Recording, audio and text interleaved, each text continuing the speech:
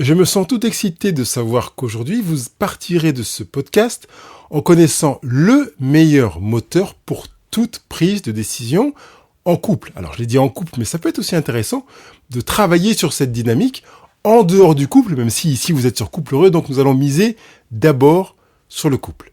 C'est bien clair ? C'est parti, juste après le générique. Je m'appelle Pascal Kionkion, je suis votre praticien en relation d'aide et je vous accompagne pour que vous ayez toutes les clés pour être heureux à deux. Bonjour les heureux, bonjour les heureuses. Ça peut paraître audacieux, prétentieux d'affirmer que avec ce podcast, vous connaîtrez le meilleur moteur pour toute prise de décision. Et la bonne nouvelle, c'est que ça n'a rien de prétentieux. J'ai une telle assurance sur cette réalité-là que je sais pouvoir vous le dire clairement, sans l'ombre d'un doute. Vous partirez d'ici en connaissant le meilleur moteur pour toute prise de décision. Ça veut dire qu'aujourd'hui, il peut vous arriver d'utiliser un moteur inadapté pour certaines prises de décision, ce qui n'est pas sans conséquence. Et vous pouvez vous retrouver avec des situations qui sont parfois délicate, difficile, et vous savez vous-même, au fond, ne pas avoir utilisé le bon moteur, indépendamment du résultat. Parfois, justement, sans considération du résultat, vous pouvez vous dire que finalement, la motivation pour laquelle vous avez pris cette décision n'était pas très très saine, pas très très belle. Vous avez choisi d'accéder à la demande de votre partenaire, mais au fond de vous, vous prenez conscience que l'intention aurait pu être meilleure, que le moteur, la motivation pourrait être meilleure. Je suis en train de vous donner déjà un élément qui définit la notion de moteur. Quelle est la motivation ? Quelle est l'intention ? Et je vous pose d'emblée quelques questions. Quelle est la motivation avec laquelle vous faites certaines choses pour votre partenaire ou pour votre couple ? Qu'est-ce qui vous pousse ? Quel est le carburant ? Ou plutôt, je préfère employer le mot, le moteur. Quel est le moteur ?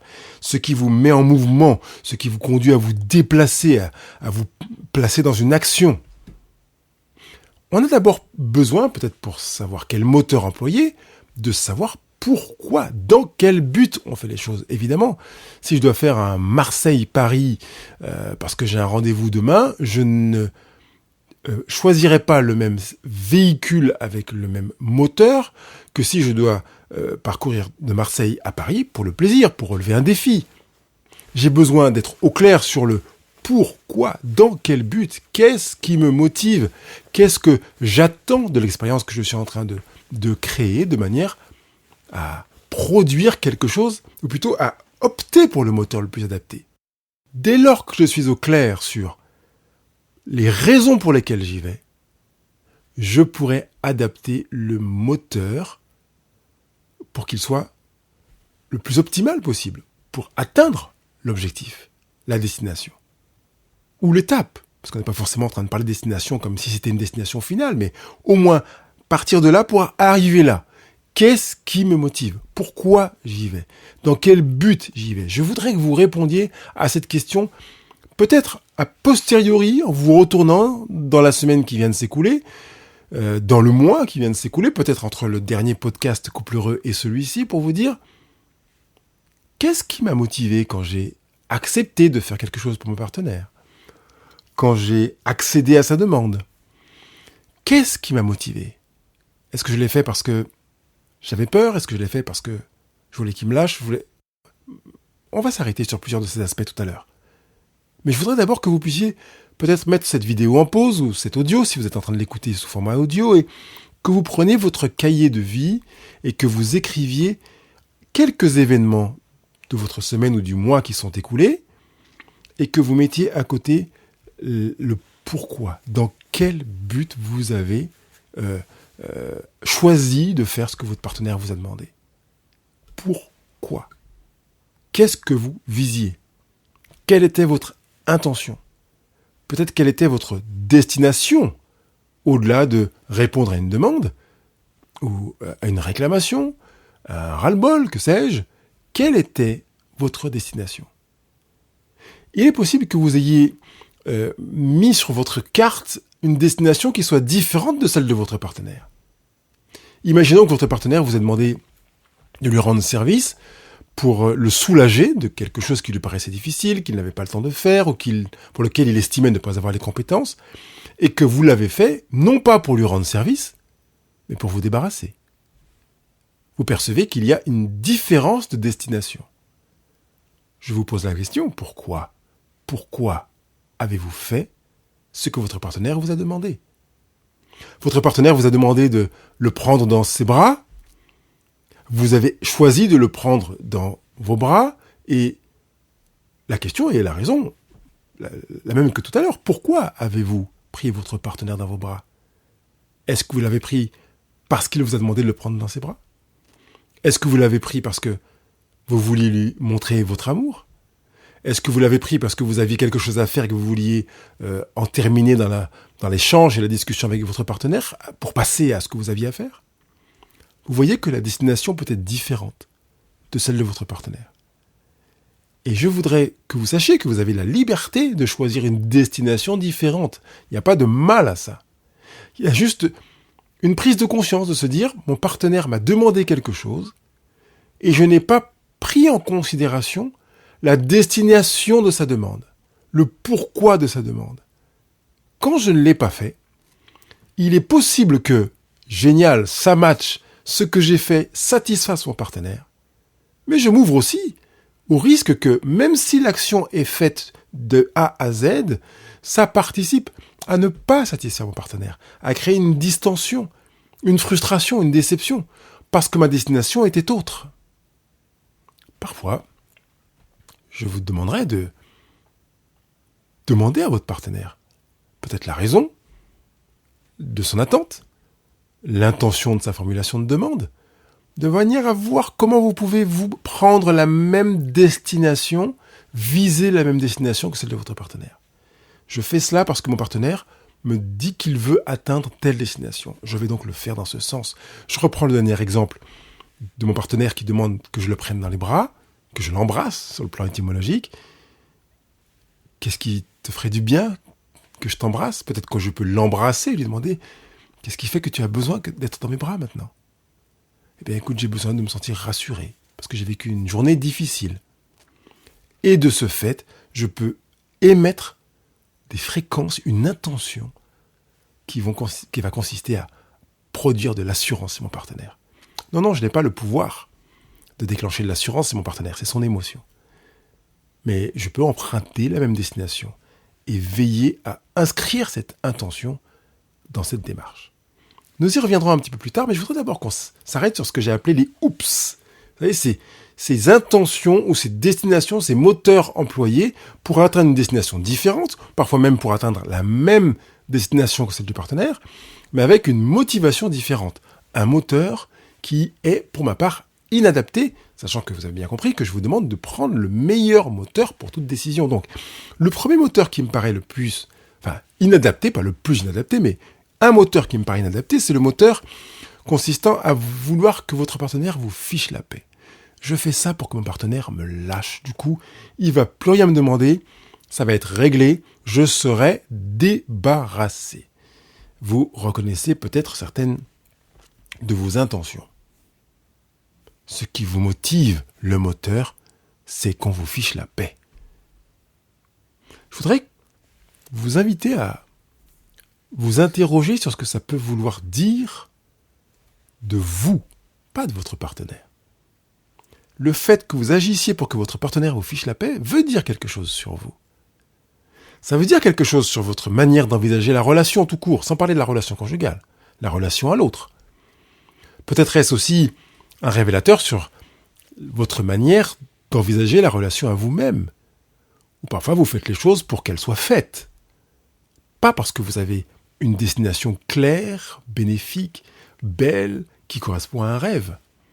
Vous les faites parce qu'il faut les faire. J'appelle ça du légalisme. Et je voudrais vous inviter à vous libérer, parce que le légalisme est plutôt une approche d'enfermement de soi. Quand vous vous dites « je fais la chose comme ça, il va me ficher la paix », vous vous enfermez vous-même. Vous vous privez de quelque chose. Je viendrai tout à l'heure d'ailleurs sur cet aspect-là, mais vous vous privez de quelque chose. Mieux vaut vous enrichir, puisque l'option qui vous s'ouvre devant vous quand votre partenaire vous demande quelque chose, c'est que vous vous enrichissiez vous-même et que vous participiez à enrichir le couple. C'est ce qui se fait de manière systématique quand on utilise le moteur, le meilleur moteur, pour toute décision, et notamment pour toute décision conjugale. Le deuxième oups que j'ai noté, c'est celui de la peur. Je le fais parce que j'ai peur. Si je ne le fais pas, et la liste va être longue en fait. Si je ne le fais pas, mon partenaire risque de me faire des réprimandes, des remarques, des critiques. Si je ne le fais pas, mon partenaire risque de vouloir se séparer de moi. Si je ne le fais pas, il voudra peut-être prendre de la distance. Si je ne le fais pas, peut-être qu'il y aura des tensions.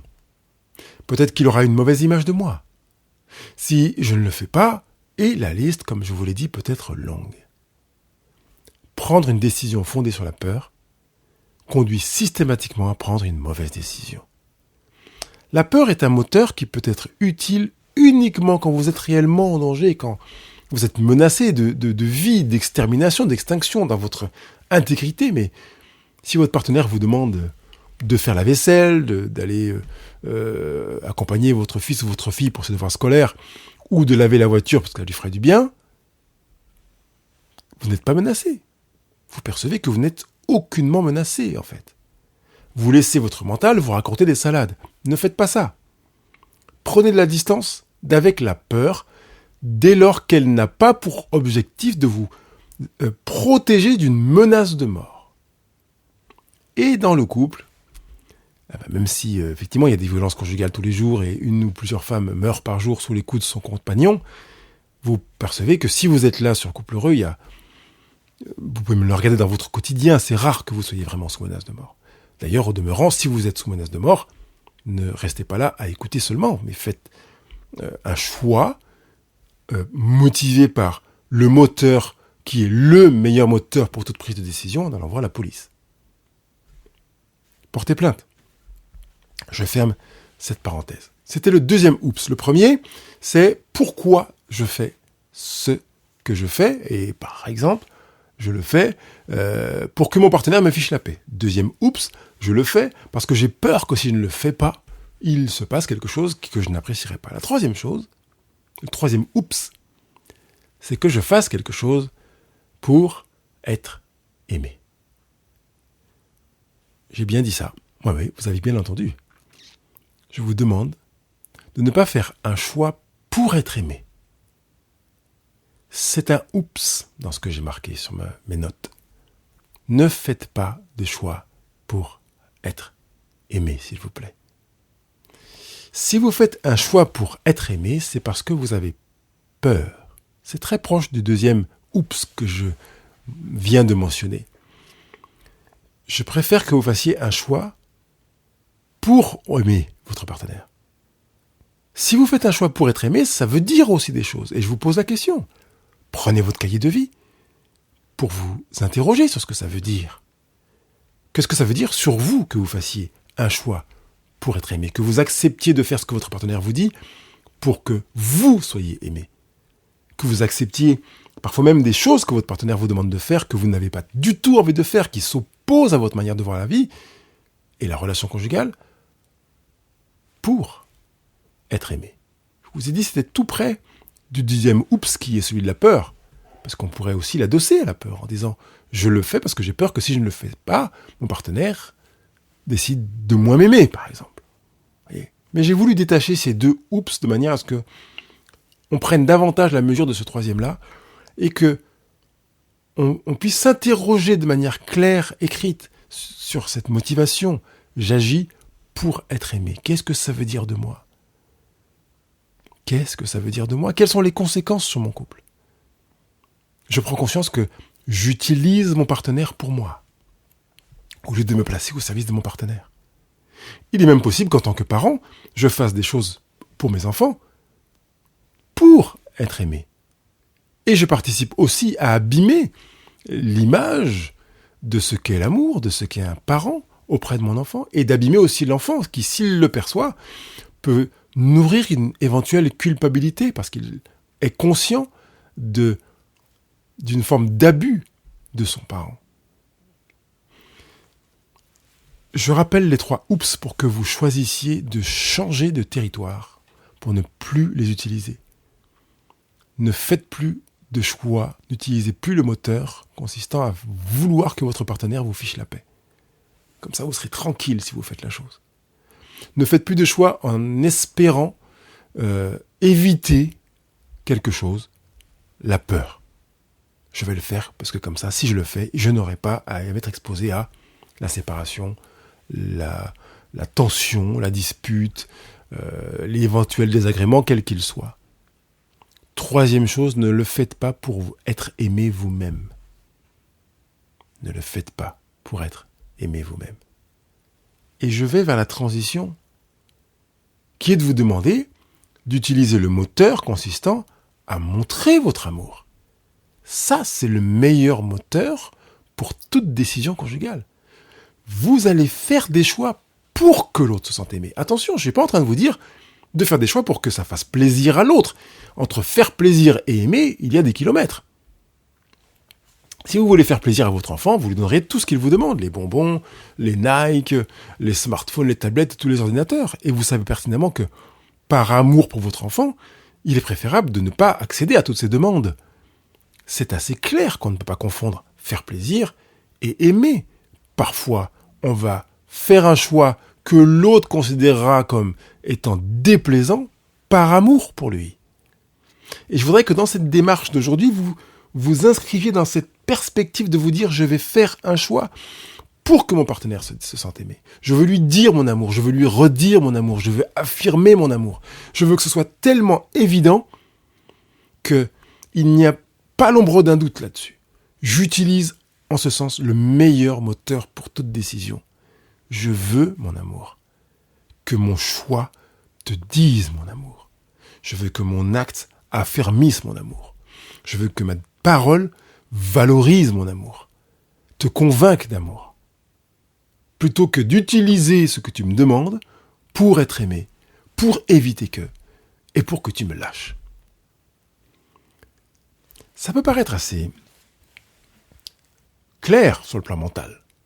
Et je sais que c'est dans la mise en œuvre que ça devient compliqué pour certaines personnes. Si votre partenaire vous demande de laver la voiture, pour reprendre un exemple que j'ai mentionné tout à l'heure, il vous le demande une fois, vous n'avez pas envie de laver la voiture. Bon. Il vous le demande une deuxième fois, vous n'avez toujours pas envie de laver la voiture. Et vous pourriez légitimement ou naturellement ou spontanément, comme vous en avez pris l'habitude, vous dire je vais laver la voiture, comme ça il va me lâcher. Vous avez compris que ça fait partie des oups. C'est mon premier oups sur les 3. Vous pourriez aussi vous dire je vais laver la voiture, comme ça au moins il n'aura pas envie d'aller voir ailleurs et de se trouver un mec ou une nana qui soit plus enclin ou plus encline à laver la voiture. Je vais le faire, comme ça ça sera satisfait. C'est le deuxième oups. Ou bien je vais laver la voiture et je vais la mettre super clean, impeccable, comme ça mon partenaire va m'applaudir, il va se dire je suis génial. Et surtout, il n'ira pas voir ailleurs, il va m'aimer. Si vous faites ça, vous êtes encore dans le troisième oups. Non, je voudrais que vous le fassiez parce que vous êtes motivé par une volonté de montrer votre amour. Je t'aime, donc je vais laver la voiture. Je vais laver la voiture, non pas pour être aimé, mais pour te dire mon amour. C'est essentiel. Ça devient nécessaire pour moi d'utiliser ce moteur parce que j'ai conscience que ça a un impact sur moi. Mais oui, quand j'utilise le meilleur moteur pour prendre une décision dans mon couple, ça a un impact énorme sur moi. Ça me rappelle que j'aime mon partenaire et que je fais ce choix pour lui montrer mon amour, pour lui redire mon amour, pour confirmer ou affermir mon amour pour lui. Je ne suis pas dans une démarche comme celle-là, qui consiste à vouloir récupérer pour moi, mais je suis dans une démarche dans laquelle effectivement j'ai les mains ouvertes, mais je les tends vers mon partenaire. Je viens lui donner quelque chose. Je ne rends pas service, je n'accepte pas une demande pour recevoir. Mais je réponds favorablement à une demande pour donner. Cette dynamique est, pour ma part, la meilleure. C'est pourquoi je parle du meilleur moteur pour toute décision. Mais aussi, cette dynamique, elle est meilleure pour soi. J'ai commencé par vous dire ça. Vous impactez vous-même. Vous vous mettez en auto-nourriture, en auto-construction, en vous disant « je suis capable d'aimer, j'ai la preuve que je l'aime ». Et vous ne vous posez pas la question de vous demander un jour « est-ce que je l'aime encore ou pas ?»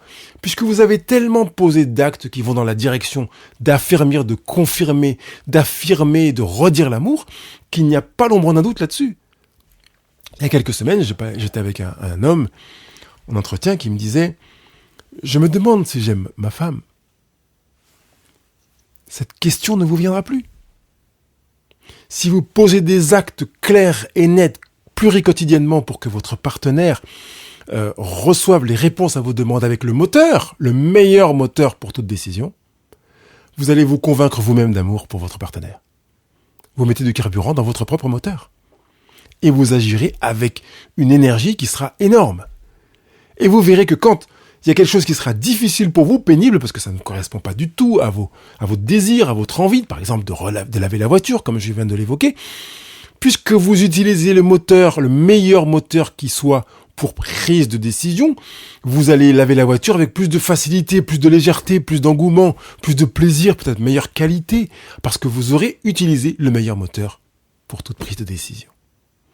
Deuxième point positif consistant à utiliser le meilleur moteur pour la prise de décision, c'est que c'est bénéfique pour l'autre. Je l'ai déjà manifestement expliqué, puisque l'autre aussi n'aura pas de doute en se demandant est-ce que mon partenaire m'aime ? Il l'aura vu, il le verra, ce sera une évidence. Et comme je le demande à certains couples, ne vous demandez pas est-ce que mon partenaire, quand on leur pose la question, est-ce que votre partenaire vous aime ? Ouais, je pense. Qu'est-ce qui vous dit qu'il vous aime ? De temps en temps, il me le dit et je le sens. Ce n'est pas suffisant pour moi. Je demande que quand on vous pose la question, est-ce que votre partenaire vous aime, que vous soyez clair et net. C'est oui, non, oui, évidemment. Ou bien pas du tout. Et si vous me dites évidemment, que si je vous demande qu'est-ce qui vous convainc du fait que votre partenaire vous aime, que vous disiez, parce que quand je lui demande quelque chose, il fait ça, ça, ça. Et quand je ne lui demande rien, il fait ça, ça, ça. Parce que l'amour, ça se voit. C'est pas une émotion, ça se sent, j'ai l'impression, non, ça se voit, c'est concret, c'est clair, c'est net. J'ai enregistré 3 podcasts. Le premier, ne cherchez plus à plaire à votre conjoint. Le deuxième, comment être soi-même en couple. Et le troisième, ne changez surtout pas pour faire plaisir à votre conjoint. Et dans ces 3 podcasts qui sont sur le blog Couple Heureux, je vous invite à les regarder, vous les verrez dans la retranscription de ce podcast présent, vous voyez que je vous demande de ne pas faire quelque chose pour faire plaisir à votre conjoint. Je ne fais pas parce qu'il me le demande. Je fais pour lui dire que je l'aime. Je ne le fais pas pour être soulagé et pour que ce soit fait. Je le fais pour lui dire que je l'aime. Pourquoi chercher à dire à mon partenaire que je l'aime ? Parce que c'est le projet de mon couple. Et comme c'est le projet de mon couple, je sais que c'est le meilleur moteur pour toute prise de décision en couple. Je fais une chose parce que ça me paraît essentiel. Que mon partenaire soit convaincu, sans l'ombre d'un doute, d'une hésitation, du fait que je l'aime. Et si je viens voir votre partenaire et que je l'interroge, que je lui demande est-ce que votre partenaire vous aime ? Qu'il me dise clairement oui. Et pourquoi ? Parce que il utilise le moteur, le meilleur moteur pour toute prise de décision. Je veux que vous utilisiez ce moteur. Comment faire pour l'utiliser ? Changez votre intention. Parce que vous avez constaté, vous avez compris que la même action peut être faite, posée avec différents moteurs. Donc, vous lavez la voiture, vous faites la vaisselle, vous allez chercher les enfants à l'école parce que votre partenaire vous demande alors que c'est pas son tour. Si vous utilisez le moteur, le meilleur moteur pour toute prise de décision en couple, vous irez chercher les enfants à l'école. Et si vous avez peur que votre partenaire vous lâche, qu'il se sépare de vous, vous irez chercher les enfants à l'école. Si vous avez envie que votre partenaire vous aime, vous irez chercher les enfants à l'école. Et si vous avez envie que votre partenaire vous fiche la paix, vous irez chercher les enfants à l'école. Et puis vous pourrez aussi vous dire, mais si j'ai envie de lui demander un service et qu'il se soit coincé avec l'obligation de me répondre la prochaine fois que je lui demanderai quelque chose, vous irez chercher les enfants à l'école. Vous voyez que l'action ne suffit pas.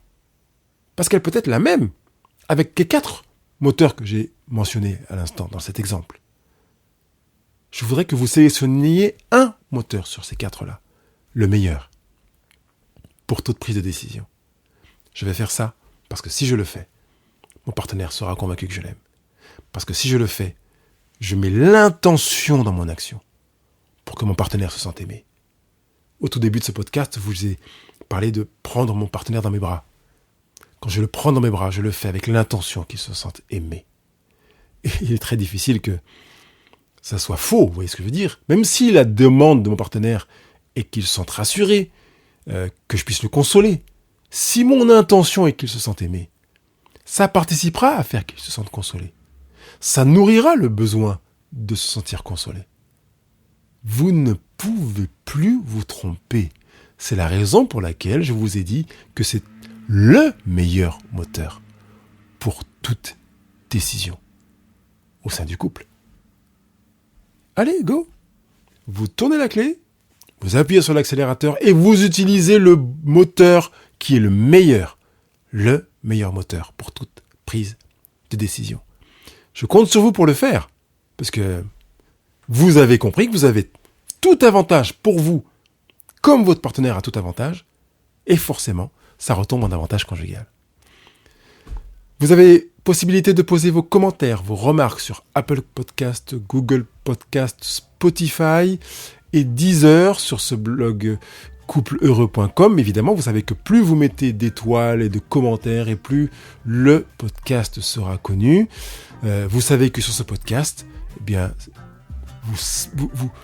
ça paraît évident que construire un couple heureux, ça s'apprend. Si vous voulez construire un couple heureux, c'est ici, sur Couple Heureux, que ça s'apprend. À bientôt.